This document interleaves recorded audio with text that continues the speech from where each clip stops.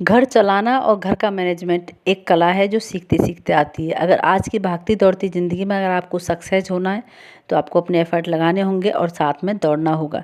Hello everyone, welcome back to my channel. उम्मीद करती हूँ सब अच्छे होंगे। तो लेके आई हूँ गजब के टिप्स एंड हैक्स जो आपकी रोज़मर्रा की लाइफ को बेहद आसान बनाएंगे, समय पैसा दोनों की बचत कर पाएंगे। तो वीडियो बहुत ही यूज़फुल है, अच्छा लगे लाइक शेयर करना। तो मेरी फर्स्ट ट्रिक है, इस तरीके की चूड़ी होती हैं, हम चाहे वो डेली यूज करने वाली हैं, लेकिन कभी कभार हम शादी पार्टी में जाते हैं तो वो हैवी वर्क वाली होती हैं। उन चूड़ियों को किस तरीके से रखें हम कि उनकी जो साइन है वो भी बरकरार रहे और जो डायमंड वगैरह लगे रहते हैं ना वो भी उनमें से ना निकलें और हमारी चूड़ियाँ हमेशा चमकती दमकती रहे। तो छोटा सा काम करना है। एक्स्ट्रा घर में हमेशा सॉक्स पड़े ही रहते हैं जो या तो गुम हो जाता है, एक सॉक्स या पेयर पुराने हो जाते हैं। तो इस तरीके से जैसे मैंने डाला है ना, चूड़ियों के बीच में से आपको सॉक्स डालना है, नीचे से निकाल करके उल्टी साइड से उसे फोल्ड कर देना। वीडियो को ध्यान से देखेंगे तो आपकी समझ में आएगा। अगर छोटू मोटू सा हमारा पैकेट तैयार हो गया, अब इसे कहीं भी रख देंगे ना तो आपकी चूड़ी सेफ रहेंगी, ना वो टूटने झड़ने का डर रहेगा, ना ही उनकी साइन गायब होगी, ना ही डायमंड वगैरह वो जो लग रहा है वो निकलेगा। नेक्स्ट ट्रिक है मेरी दूध को लेकर है। दूध बच्चे जिद करते हैं अक्सर कुल्हड़ वाले दूध की कि घर में ही टेस्ट कैसे हम बनाएं। बाज़ार से लाते तो महंगा भी आता है और वो चीज़ें नहीं आती हैं प्योर जो हम घर में बना के पी सकते हैं। बाहर की चीज़ों में मिलावट होती है हर चीज़ में। तो आपको छोटा सा काम करना है, बहुत ही गजब की ट्रिक है। छोटे बच्चे ज़्यादातर जिद करते हैं, खुद मेरा भी बेटा जिद करता है अक्सर कुल्हड़ वाले दूध की, तो मैं हमेशा ऐसे ही करती हूँ। तो दूध, बिना पानी वाला दूध आपको उबलने रख देना है, ठीक है। पानी नहीं डालना है एकदम से, बिल्कुल बिना पानी का दूध रखना है। अब लेना है मिट्टी का कुल्हड़। जैसे मेरे पास कुल्हड़ है, कुल्हड़ हो तो ठीक है, नहीं तो जो मिट्टी का दीपक पूजा घर में रहता ही अक्सर, तो आपको बिना धोए लेना है, ठीक है। पोंछ लें, अच्छे से पोंछ लेना है हाथ से या किसी कपड़े से। फिर आपको दूध में से डाल देना है और फिर 5-6 मिनट 5-7 मिनट के लिए इसको धीमी गैस पर बॉईल होने देना है। अगर कुल्हड़ नहीं है तो आप मिट्टी का दीपक भी ले सकते हैं।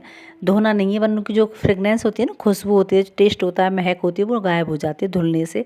5-7 मिनट के लिए धीमी गैस पर ऐसे उबलने देना है। अब इसमें चीनी डाल दें बच्चों के टेस्ट के हिसाब से, इलायची डाल दें कूट करके और फिर उबलने दें। फिर ठंडा होकर के या तो गरम गरम पिए, ठंडा पीना हो तो फ्रीज़र में रख के चिल्ड दूध बना के देना। इतना गजब का यम्मी टेस्ट आएगा, जो बाज़ार से में हम पीते हैं ना वही वाला टेस्ट आएगा। और सबसे बड़ी तसल्ली मिलती है मम्मियों को, प्योर दूध प्योर चीज़ें हम अपने बच्चों को खिला पाएंगे बाहर की मिलावट की बजाय। तो इस तरीके से बना के देखना, बच्चे भी खुश होंगे और आपको भी बहुत ज़्यादा तसल्ली मिलेगी कि हमने घर की चीज़ें खिलाई हैं। और इस तरीके से बिल्कुल वही टेस्ट आएगा जो हम मार्केट में महंगा महंगा पीते हैं लाके। नेक्स्ट आइडिया, आपको एक बर्तन में पानी चढ़ाना है गैस पर, तकरीबन 1 से 1.5 गिलास। बहुत ही ज़बरदस्त सॉल्यूशन आज तैयार करेंगे हम। किस चीज़ के लिए? सबसे बड़ी परेशानियों में से एक परेशानी को दूर करने के लिए। एक्स्ट्रा घर में जो हमारी दवाइयाँ हैं रखते ही हैं इमरजेंसी के लिए, तो सारी इस्तेमाल तो होती नहीं है, कुछ ना कुछ बच ही जाती हैं ना चाहते हुए भी, तो वो एक्सपायर हो जाती हैं और फेंकते हैं वेस्ट समझ के कि 3 से 4 टैबलेट ले लेनी है आपको, एक्सपायर हो गई हो वो। फिर आपको या वैसी हो तो वैसी भी ले सकते हैं, कूट के पीस ले। जो हम पानी बॉईल कर रहे हैं ना 1 से 1.5 गिलास, उसमें आपको इसे दवाइयों को डाल देना है। 3 से 4 टैबलेट लिए और आपको जो हमने सोल्यूशन बनाया है इसको गरम गरम ही इस्तेमाल करना है, ठीक है। मैंने पानी में दवाई डाल दी है और उसे बॉईल कर लिया है। अब गैस को कर देना है बंद। अब इसको इस्तेमाल कहाँ पर करना है? देखा होगा खासकर हमारे किचन में ना बारिश के मौसम में तो ज़्यादातर दिक्कत रहती है सिंक में। सिंक का ड्रेन, क्योंकि बर्तन धुलते हैं, थोड़ा बहुत खाने के छोटे छोटे पार्टिकल्स चले ही जाते हैं, तो जो इसका ड्रेन होता है ना वो ब्लॉक हो जाता है और इसमें से स्मेल आने लगती है बहुत गंदी। और बारिश के मौसम में खासकर जो कॉकरोच वगैरह है ना, जो गिचाई होती है वो भी निकल के आने लगती है, तो मतलब बदबू भी आती है। तो इस तरह गरम गरम सोल्यूशन बना के, इसमें दवाई है ना हमारी एक्सपायर दवाई, उसका बहुत अच्छा इस्तेमाल होगा। इसको फेंकना नहीं है, बड़े काम की होती है ये।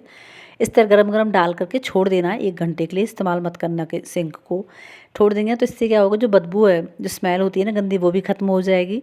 10 से 15 दिन में, 1 महीने में एक बार कर दें तो इससे कीड़े मकोड़े भी नहीं आएंगे, स्मेल भी गायब हो जाएगी और जो ड्रेन आपका ब्लॉक हो जाता है ना वो भी बिल्कुल ठीक हो जाएगा। वरना प्लम्बर बुला के ठीक करवाना पड़ता है, गंदी स्मेल रहती है ना किचन में, वो बड़ी ख़राब लगती है। नेक्स्ट क्या, मेरी इस तरीके के जो रबड़ प्रिंट वाले कपड़े होते हैं ना बच्चों के, ये मतलब किस तरीके से प्रेस करेगा, हम सीधे इस पे प्रेस चलाएंगे तो जो रबड़ है प्रिंट है ना इसका ख़राब हो जाएगा। महंगे महंगे कपड़े आते हैं तो उनको ठीक करने के लिए आपको लेना है पेपर, ठीक है, न्यूज़पेपर ले लेना है।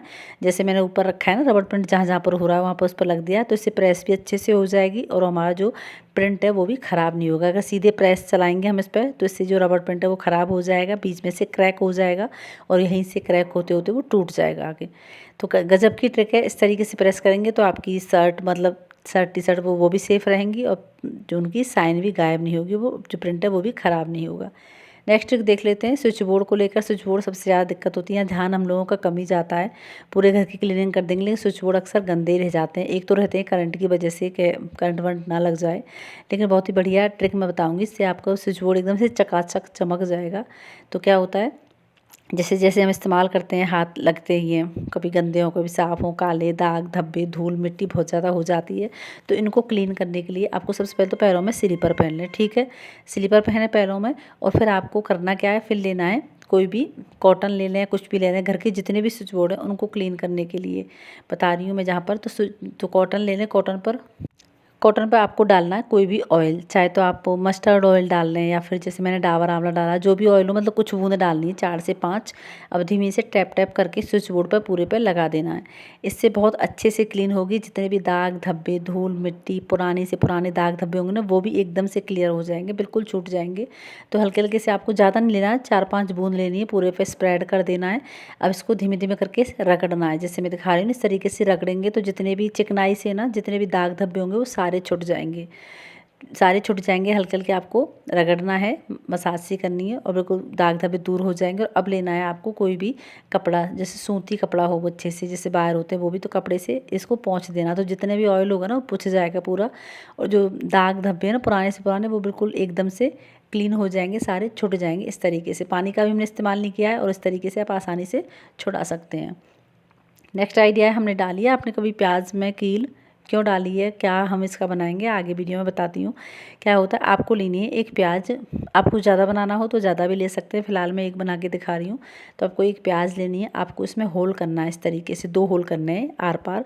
तो मैंने कील से किया है, किसी और चीज़ से भी हो सकते हैं, सुई से भी हो सकते हैं, किसी और पिन से भी हो सकते हैं। तो कील से दोनों होता है होल किए, फिर लेना है सुई और धागा। तो सुई की हेल्प से आपको धागा डालना है इस तरीके से, ठीक है। वीडियो को ध्यान से देखेंगे तो आपकी समझ में आएगा। दोनों साइड से मैंने आर पार धागे को निकाला है और फिर इसमें लगा दूंगी नॉड, जिससे एक मतलब हैंग करने के लिए हमारी बढ़िया प्याज है वो तैयार हो जाएगी। अब किसी भी कील पर इसे आराम से आप लटका सकते हैं। तो इसमें मैंने गांठ लगा दिया, आर पार निकाल करके धागे को दोनों साइड से मैंने कील से होल किया, फिर धागा डाला सुई की हेल्प से और फिर इसमें गांठ लगा दी। अब बन गया तैयार। अब इसमें छोटा सा काम और करना है, चाहे तो सेफ्टी पिन से या सुई की हेल्प से इसमें खूब सारे आपको छेद कर देने हैं, ठीक है। जब तकरीबन 15-20 कर देंगे तो इससे में से जो इसकी फ्रेगनेंस होती है ना, वो जिससे निकल पाएगी इसके होल हो जाने पर। अब इसको हैंग कर देना, जहाँ भी लगे आपको। बहुत ज़्यादा छिपकली रहती है बारिश के मौसम में, तो सबसे ज़्यादा दिक्कत रहती है, छिपकलियाँ बहुत ज़्यादा रहती हैं।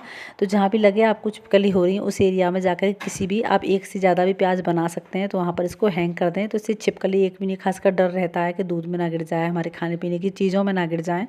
तो इससे आप हैंग कर देंगे ना तो इससे छिपकली बिल्कुल भी नहीं आएंगे और 1 महीने तक आराम से आपकी प्याज़ें चलती रहेगी। तो ये थी मेरी आज की टिप्स एंड ट्रिक्स। अच्छी लगी हो तो लाइक करना, शेयर करना और ऐसे ही वीडियो देखने के लिए मेरे चैनल को सब्सक्राइब करना। मिलती हूँ नेक्स्ट वीडियो में, तब तक के लिए जय श्री श्याम।